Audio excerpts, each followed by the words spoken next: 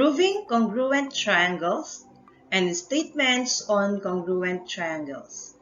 Yan ang pag-uusapan natin ngayon dito sa ating matsayang talakayan. Kaya, stay tuned!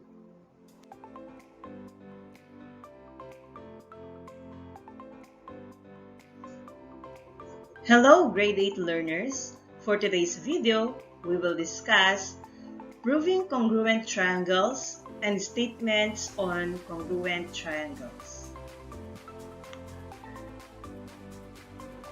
At the end of this video, you will be able to prove that the two triangles are congruent and prove statements on triangle congruence. Now, let us recall the different triangle congruence postulates. The first one, we have SSS or side-side-side congruence postulate. So let's complete the statement. If blank of one triangle are congruent to blank of another triangle, then the triangles are congruent. So what do you think is the correct statement on the blank? The correct answer is, if the three sides of one triangle are congruent to three sides of another triangle, then the triangles are congruent.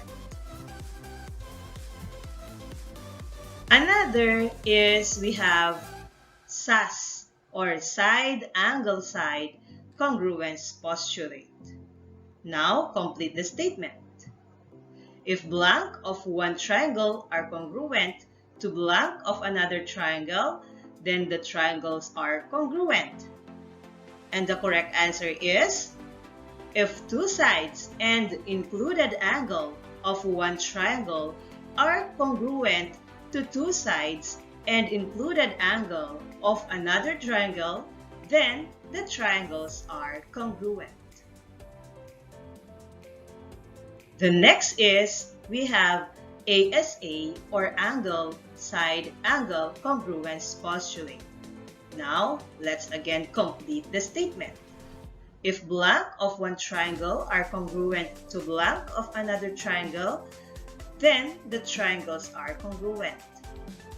And the correct answer is, if two angles and included side of one triangle are congruent to two angles and included side of another triangle, then the triangles are congruent. Based on the markings shown in each figure, let us name the postulate being illustrated. On the first figure, what do you think is the postulate being illustrated? You're right. The answer is the SSS congruence postulate. Next figure, and the correct answer is the ASA congruence postulate. On the third figure, what do you think is the postulate being illustrated? And the correct answer is SAS congruence postulate. Bakit siya naging SAS? Okay, so on the figure, we have here right angles, which are congruent, of course. And then, by reflexive property, this side will be congruent. So we can see that we have side, included angle, and side. So the corresponding sides and the included angle of the two triangles are congruent. And the next figure, what do you think is the postulate being illustrated? And the correct answer is the SAS congruence postulate. And the last one, and the correct answer is ASA congruence postulate. Good job, grade 8! Take note that those postulates can be used in proving two congruent triangles. At maliban doon, we can also use theorems and properties to justify our statements. So let's consider vertical angles and reflexive property. Using the figure. Sa figure, makikita natin that there are two triangles. Remember that when two triangles touch, there may be additional congruent parts. Okay, so kagaya dito sa part na ito. So these angles or corresponding angles of the two triangles are congruent. That is based on vertical angles theorem. Vertical angles are congruent. And then, in the next figure, we have the reflexive sides or using reflexive property. And these sides or the common sides of these two triangles are congruent by reflexive property. So let us again name the postulate using vertical angles and reflexive property. On the first figure, what additional information is needed to show that the two triangles are congruent? Okay, so these sides are congruent by reflexive property. And the postulate being illustrated is the SAS congruence postulate. Next figure. Additional information should be these angles. And these angles are congruent by vertical angles theorem. Therefore, the postulate being illustrated is the SAS congruence postulate. And then we have the additional information, we have the vertical angles, and vertical angles are congruent. So therefore, we have the AAS congruence theorem.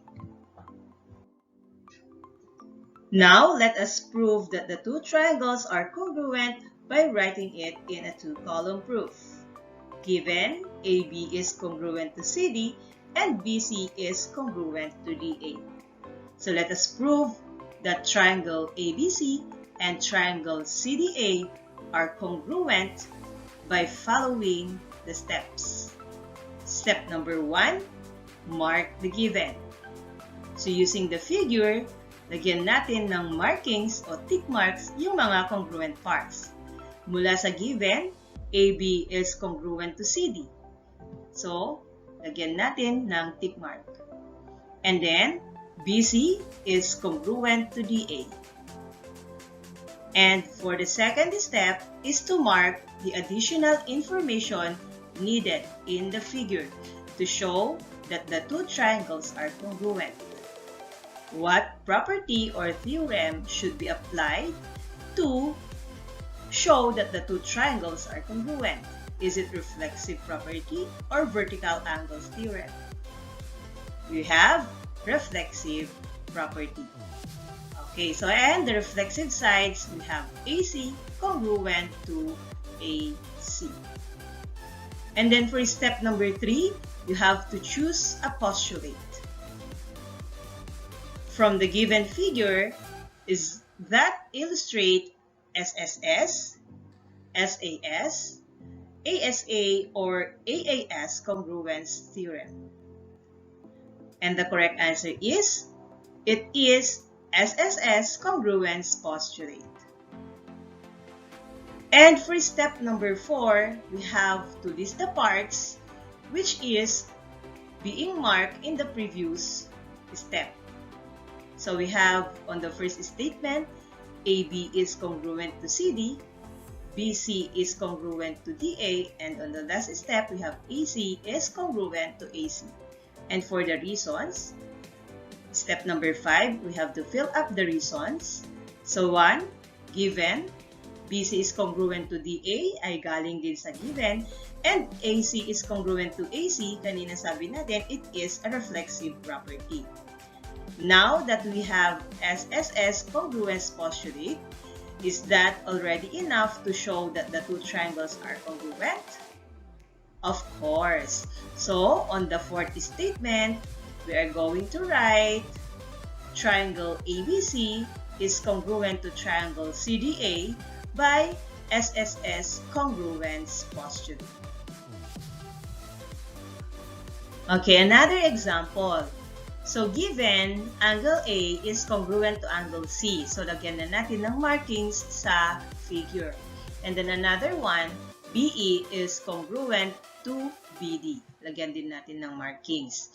To show that triangle ABE is congruent to triangle CBD, anong additional information ang kailangan natin? Okay, correct. So, angle ABE is congruent to angle CBD by vertical angles theorem. Okay, so mula sa figure, anong theorem o postulate ang makikita natin? Okay, correct. That is the AAS congruence theorem. Okay, pagkatapos, we have to list the parts being marked in the figure. So, statement number 1, angle A is congruent to angle C. And that is given. Statement number 2, angle ABE is congruent to angle CBD, and that is by vertical angles theorem. And then BE is congruent to BD by given.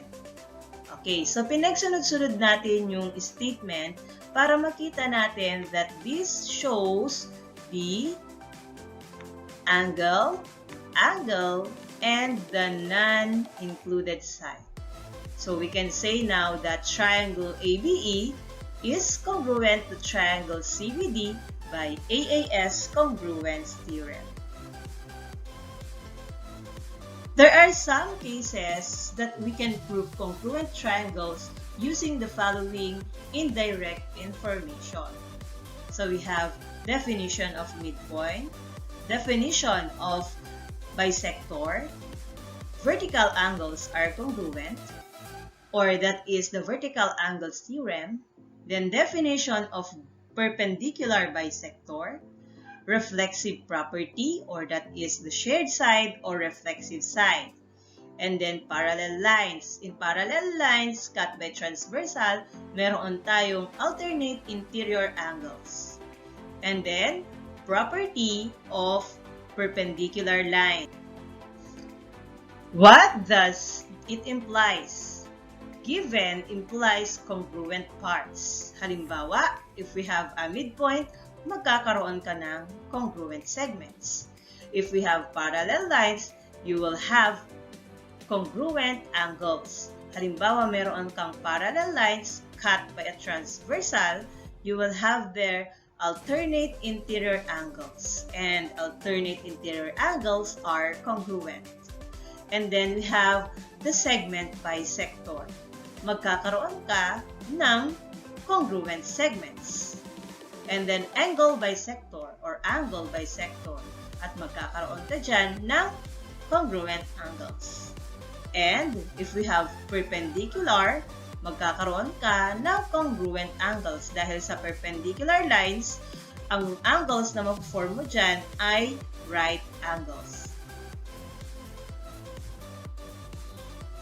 So, let us consider the given diagram. So, we will prove that triangle ABD is congruent to triangle EBC. So, ang gagawin lang natin dito, statements are already there. So, we will just justify these statements. So, for statement number 1, DB is congruent to CB. So, makikita natin sa figure that these segments are given. So, dahil meron siyang tick mark. Kaya ilalagay natin given. And then the next one, we have AD is parallel to EC. Itong arrow dito, magkabilaan, indicates that these lines or segments are parallel. So, syempre, dahil nakita natin sa given, lalagay natin, or nakita natin sa figure, ilalagay natin that is given. Okay, and then we have there, angle D is congruent to angle C. So, this part. Okay. So, why are they congruent? Kasi sabi natin sa previous na statement, itong AD ay parallel sa EC. Okay? So, if they are parallel, itong CD is a transversal. Okay, so makikita natin that itong angle B at angle C ay alternate interior angles. Okay, kaya sila ay congruent because alternate interior angles ay congruent. So, sa reason number 3, ilalagay natin alternate interior angles theorem, or pwede natin kompletuhin, alternate interior angles are congruent. And then, sa statement number 4, angle ABD is congruent to angle EBC. Nasaan yon? Again, this is ABD and this is CBE. Okay, so these angles are congruent. Why? Because they are vertical angles. And vertical angles are congruent. Okay, so let us see if on the statements are already enough to show that the two triangles are congruent. Okay, so this is DB is congruent to CB are the corresponding sides. And then we have angle D congruent to angle C are the corresponding angles. And we have angle ABD congruent to angle EBC, we have the angles or the corresponding angles. But using the given figure, anong mapapansin natin? So this is angle and the included side. Angle or angles and the included side. So therefore, triangle ABD is congruent to triangle EBC by ASA congruence postulate. So let's consider another example. Given, angle A is congruent to angle D. So lagyan natin ng markings. Okay, then next, AC is congruent to DE. AC congruent to DE. Okay, then we have there AC is perpendicular to CB. So when we say perpendicular, these are right angles. Then, DE is perpendicular to EB. Yan, right angle ito. Okay? So, on the first statement, ilalagay natin lahat yon after putting the mark. And then, for the reason, dahil galing yun sa given, so ilalagay natin given. Okay, statement number 2, nakalagay, angle C and angle E are right angles. Bakit natin nasabi that they are right angles? Because we have here perpendicular. Okay, so that is definition of perpendicular lines or perpendicularity. Okay, so if they are right angles, we can say that angle C is congruent to angle E because all right angles are congruent. Pare-parehas lang yan na 90 degrees ang kanilang measurement. Okay? So, since we have there on the figure the two angles and the included side of the two triangles, the corresponding angles and the included side. So therefore, triangle ACB is congruent to triangle DEB by ASA congruence postulate. Let us consider another example. So we have given AB is parallel to DE and AC is congruent to DC. So lagyan natin ng markings yung congruent parts. AC congruent to DC. Okay, so we have there AB is parallel to DE and AC is congruent to DC at galing yun sa given. Sa next statement, we have angle A is congruent to angle D. Ito daw, angle A congruent to angle D. So, paano nangyari yon? Since sabi natin kanina, sa given, AB ay parallel sa DE, considering that AD is a transversal. So yung angle A at angle D will become the alternate interior angles. And we said a while ago that alternate interior angles are congruent. So the reason is alternate interior angles are congruent. Okay, for statement number 3, BCA is congruent to ECD. Okay, so why do you think that these two angles are congruent? The reason. What is the reason? Okay, so we have there vertical angles. Correct. So lalagay natin, vertical angles are congruent. So based sa markings natin, we have the two angles and the included side of triangle ACB is congruent to the two angles and the included side of triangle DCE. So, we have A as a congruence postulate. Now, to prove two segments or two angles are congruent, you must show that they are corresponding parts of congruent triangles. Ibig sabihin, kailangan masabi natin that the two triangles are congruent by SSS, SAS, ASA, and AAS bago natin masabi that the other corresponding parts of the two triangles are congruent. So ilalagay natin doon, corresponding parts of congruent triangles are congruent. Let us consider the given example. So given WX is congruent to YX. So lagyan natin ng markings, WX congruent to XY. Okay, and sa statement, we have WX congruent sa YX, and that is the given.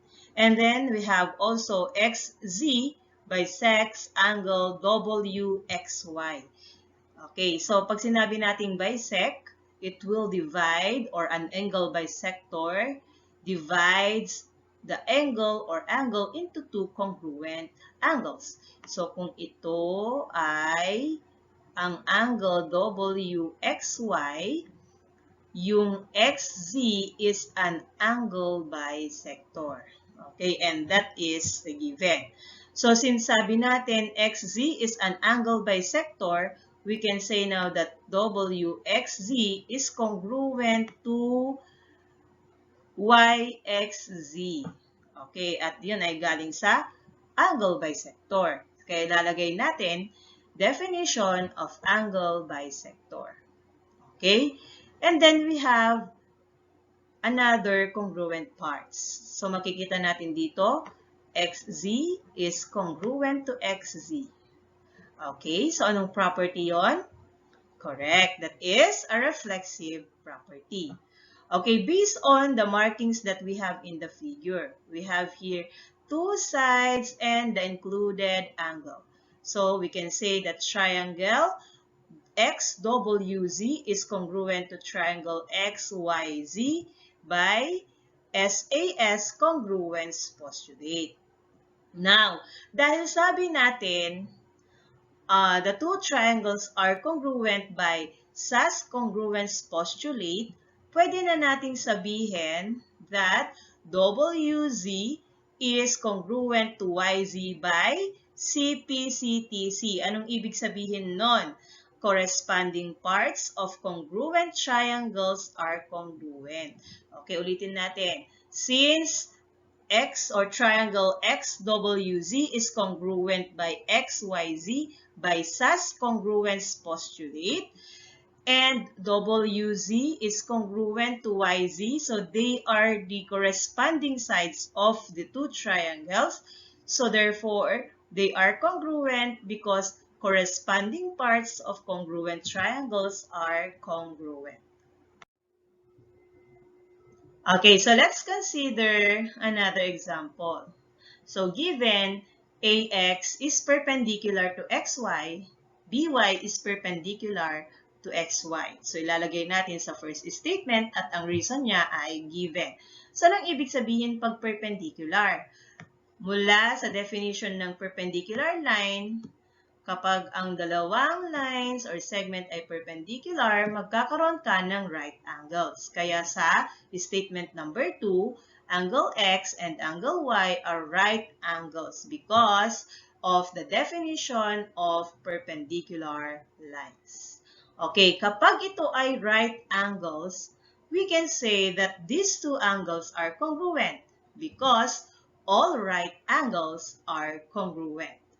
Okay, and then we have angle XOA is congruent to angle YOB. Bakit sila naging congruent? What do you think is the relation of these two angles? Correct, they are vertical angles. So ilalagay natin sa reason, vertical angles are congruent. Okay, the next statement, O is the midpoint of XY. Midpoint, nasa gitna yung O ng segment XY. So, anong mangyayari kapag meron tayong midpoint? Ang mangyayari, mahati yung segment into two congruent segments. Okay, so magiging XO is congruent to YO. Okay, at galing yun sa definition ng midpoint. Okay? And then, we have, tingnan natin yung triangles natin o yung figure natin. We have their angle, side, angle. Angle, side, angle. So, we have the two angles and the included side. So, we can say now that triangle XOA is congruent to triangle YOB by ASA congruence postulate. Now, dahil nasabi na natin or na-prove na natin that the two triangles are congruent, we can now say that angle A and angle B are the corresponding angles of the two triangles. Kaya, angle A is congruent to angle B. Why? Because corresponding parts of congruent triangles are congruent. And now it's your turn. On your paper or notebook, you are going to write a two-column proof on the following. Number 1, given RI and EL bisect each other. You are going to prove that triangle RDE is congruent to triangle IDL. And for number 2, angle E is congruent to angle P. K is the midpoint of EP. So you are going to prove that EG is congruent to MP. And that's for today, guys. Do not forget to like, subscribe, and share. Again, this is Teacher Dali na nagsasabing, practice makes perfect. Thanks for watching!